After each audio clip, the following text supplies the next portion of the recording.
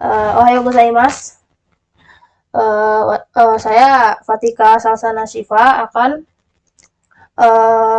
membagikan materi tentang lingkungan dalam game kompetitif Mobile Legends. Nah, ini saya. Awal rilis Mobile Legends itu tanggal 14 Juli 2016. Udah cukup lama ya. Kapan game ini ramai? MLBB adalah permainan arena pertempuran daring multi pemain seluler yang dikembangkan dan diterbitkan oleh pengembang Tiongkok Moonton, anak perusahaan ByteDance.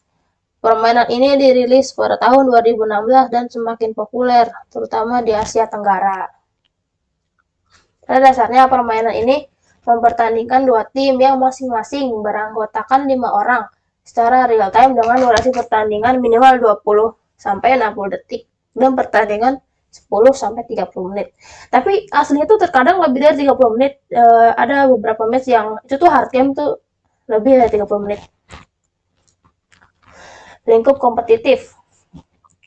Jadi di Mobile Legends itu sejak tahun 2019 itu ada yang namanya M-Series. Nah, M-Series itu dari M1, M2, M3, M4 sampai M6. Sekarang tuh lagi ada M6. Lagi bertanding M6. Nah, M1 itu dulu dimenangkan oleh EVOS Legend dari Indonesia. Nah, tapi M2 sampai M5-nya kalau nggak salah tuh dapatnya dari PH semua gitu, atau dari negara lain gitu, negara luar, bukan Indonesia. Di Indonesia menangnya sekali doang yang di M1. Nah, ini dia player yang lagi populer lah akhir-akhir ini. Sebenarnya banyak player yang populer akhir-akhir ini tuh banyak, cuma saya pilihnya dua ini gitu karena yang saya lihat saya banyak tahu tuh dua ini gitu. Yang pertama tuh ada Iron City. Nah, Iron City ini kalau nggak salah player-player baru gitu lah, baru dia God laner itu mainnya di side lane. Nah, dia tuh dari Indonesia, timnya tim Liquid ID. Signature hero-nya tuh ada Moskov, Harit, Kari, sama Nathan. Nah, yang kedua ini player PH namanya Kairi. Nah, dia dari Onyx, tim Onyx. Dia jungler. Terus signature hero-nya tuh ada Hayabusa, Link, Lancelot, Fanny, dan Joy. Aktivitas player. Banyak hal sih yang bisa dilakukan di game ini. Cuma menurut saya tuh di game ini ada dua tipe player gitu ya. Satu player kompetitif, yang satu player have fun. Nah, yang player kompetitif ini dia ngejar rank, ngejar tier gitu. Kadang ada yang nyampe ngejar leaderboard gitu biar bisa pamer gitu di global kayak karena dia ranknya paling tinggi gitu.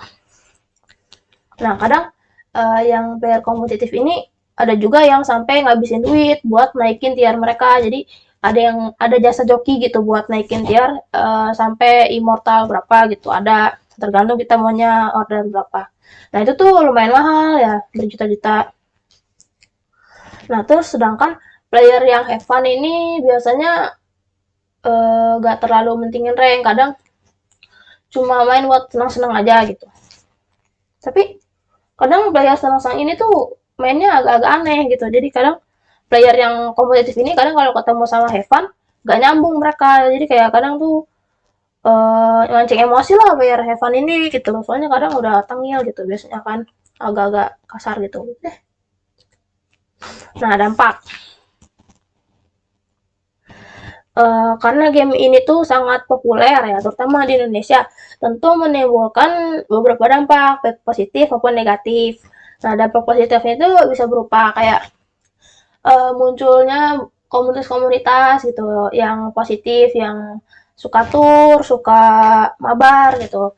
Kan mereka positif tuh cuma main game terus sama kayak turnamen-turnamen kan dapat uang gitu kan, sangat menguntungkan. Tapi ada juga yang dampak negatifnya, nah itu nggak sedikit juga sih. Kayak misal anak-anak di bawah umur itu eh kadang yang ikut main ML kayak ikutan kakaknya atau ikutan temennya itu kadang ada yang sampai begadang sampai pagi karena mau naikin tier ML-nya gitu. Kadang sambil nongkrong, ikut nongkrong tuh, terus sampai pagi dia nggak tidur gitu buat main ML. Nah, tapi tuh itu kan karena ini ya, karena hobi, karena suka begadang buat ML.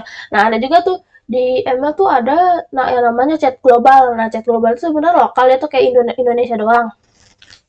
Nah, di lokal chat Indonesia ini dulunya tuh positif tahun 2016 sampai 2000 berapa ya, belum ada fitur Affinity. Nah, fitur Affinity itu fitur yang bisa ada pasangan atau ada saudara, teman, orang kepercayaan ya gitu.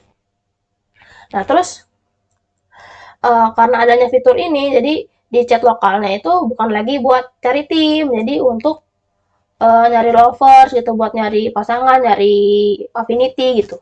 Jadi kan orang yang seharusnya itu fitur untuk nyari tim, jadi buat nyari pasangan, jadi kayak banyak orang spam gitu. Terus banyak orang jualan akun, terus banyak orang nge-share joki. Terus ada juga yang orang-orang yang toksik, pokoknya toksik banget itu di chat global itu. Kadang nggak dianjurkan deh buat buat anak-anak gitu. Soalnya kadang tuh ada juga yang dewasa, konten-konten dewasa gitu ada juga gitu. Jadi semoga yang anak-anak tuh dijauh-jauhin lah sama game ML ini gitu. Soalnya sebenarnya lingkungan aslinya kayak gitu, kayak toksik gitu. Dulu kan pas awal-awal rilis tuh positif, dia belum banyak yang toksik, belum banyak yang gimana. Soalnya dulu gamenya ringan juga. Nah, sekarang kan makin berkembang, dan makin berat gamenya, makin gede lah gitu. Jadi fiturnya juga makin banyak, makin luas. Jadi karena seiring bertambahnya fitur makin berkembang, jadi lingkungan permainan juga makin buruk. Tapi sebenarnya ada juga filter-filter gitu di ML ini, tapi tetap aja orang karena kesal gitu ya, karena kesal dapetinnya jelek gitu, toksik mereka gitu. Jadi fitur filter di dalam game ini tuh nggak terlalu pengaruh, nggak nyelesain masalah, malah nambah masalah gitu.